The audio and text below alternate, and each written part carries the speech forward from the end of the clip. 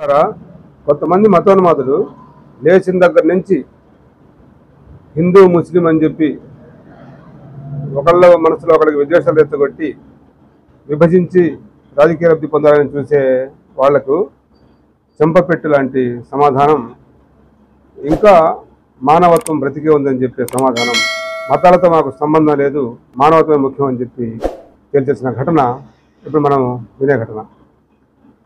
ఒక నిరుపేద హిందూ కుటుంబంలో ఇంటి యజమాని చనిపోయాడు. చనిపోతే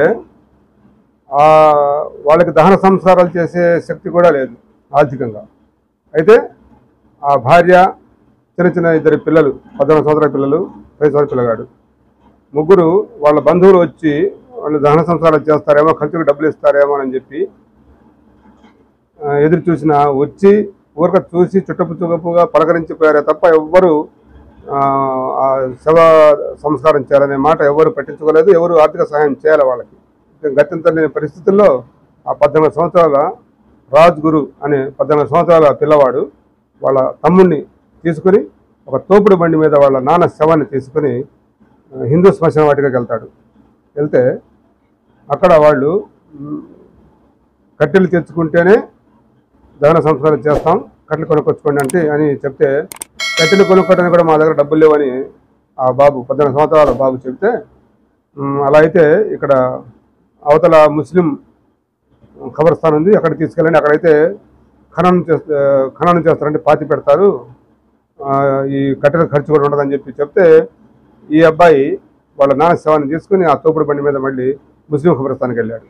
అక్కడికి వెళ్ళిన తర్వాత వాళ్ళు ఇక్కడ ఇస్లాం మతంలో అంటే ముస్లింలను మాత్రమే ఇందులో ఖననం చేస్తాం తప్ప అన్ని మతస్థుల్ని ఖననం చేయడం కుదరదు, అందుకని చెప్పి మళ్ళీ అక్కడికి వెళ్ళండి అని చెప్పి వాళ్ళు కూడా తిరస్కరిస్తారు. చేసేది ఏమిది లేక గత్యంతరం లేని పరిస్థితుల్లో ఆ బాబు వాళ్ళ తల్లిని వాళ్ళ తమ్ముడిని తీసుకొని రోడ్డు పక్కన వాళ్ళ నాన్న శవాన్ని పెట్టుకొని భిక్షాటన మొదలు పెట్టారు అనమాట. ఎవరైనా ధర్మం చేస్తే ఆ డబ్బులు పెట్టి దహన సంస్కారం చేద్దామని చెప్పి అప్పటికే రెండు రోజులు అన్నమాట ఇది జరిగి. అయితే ఎవ్వరు ధర్మం చేయకపోగా ఎవరన్నా వస్తే ఏమవుతుందంటే చూసి అడ్డుకోవడంలో ఇది ఒక కొత్త ఫ్యాషను అని చెప్పి హేళన చేసి వెళ్ళిపోతే, అప్పటికే 2 రోజుల నుంచి ఉన్న శవం కాబట్టి దుర్గంధం రావడం మొదలుపెట్టింది. అప్పుడు ఆ చుట్టుపక్కల ప్రాంతాలు కూడా ఎవరు రాకపోతే విషయం తెలుసుకున్న ఒక ముస్లిం యువకుడు అక్కడికి వచ్చి ఆ బాబుని వాళ్ళ తల్లిని వాళ్ళు మాట్లాడి విషయం కనుక్కొని, రండి నేను చెప్పిస్తాను ఈ కర్మకాండ అని చెప్పి హిందూ శ్మశాన వాటికలో వాళ్ళకి తెలిసిన వాళ్ళు వాళ్ళతో మాట్లాడి ఆ కట్టెల ఖర్చు కాకుండా హిందూ సాంప్రదాయం ప్రకారం దహన సంస్కారం చేస్తే ఎంత ఖర్చు అవుతుందో మొత్తం ఒక ముస్లిం యువకుడు పెట్టుకొని రాత్రి 12 గంటల దాకా ఆ పిల్లలతో అక్కడే ఉండి ఆ తండ్రి మృతదేహానికి సాంప్రదాయం ప్రకారం దహన సంస్కారం అయిందాక రేత్రి వరకు అక్కడే ఉండి ఆ ముస్లిం యువకుడు మంచి చెడ్డ చూసి, అంతేకాకుండా ఆ పిల్లలకి ఆర్థిక సహాయం కూడా కొంత చేసి అంత వైరం చేసి వెళ్ళిపోయాడు ఒక ముస్లిం యువకుడు. ఈ ఘటన ఉత్తరప్రదేశ్లోని మహారాజ్గంజ్ ప్రాంతంలో జరిగింది.